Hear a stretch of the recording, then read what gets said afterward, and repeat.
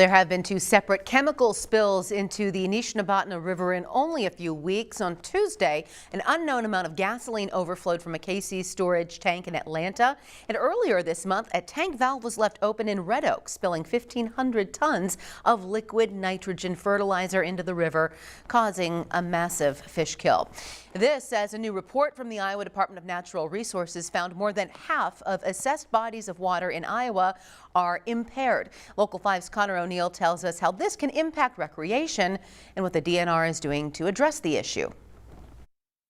We're always looking to improve Iowa's water quality, so it's I think the best way to say it is it's one tool of many that we use to continually try to improve waters. A tool the Iowa DNR released last week to measure the quality of water in all of the state's rivers, streams, and lakes. The report includes data taken from 2021 and 2022 and states there are hundreds of impaired bodies of water within the state that were assessed. Year to year, you're always going to see some fluctuation based on weather patterns, on climate, on whether or not you're able to sample enough segments. Water can be identified by the DNR as impaired when monitored data shows high levels of pollutants, algae growth, there's a fish kill, or a pH imbalance. Environmental experts attribute water quality to agricultural practices. Because of the manure, what's in the manure, we may have things like bacteria, antibiotic residues, and so all sorts of other things that can cause impairment into our waters. And impaired bodies of water can impact things like recreational ability and health of some cities' water sources. There's costs in terms of lost tourism,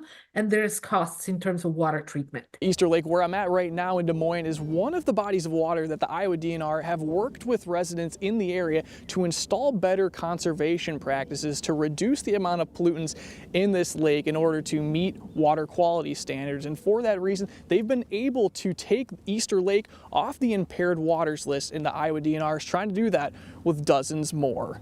In Des Moines, Connor O'Neill, Local 5 News.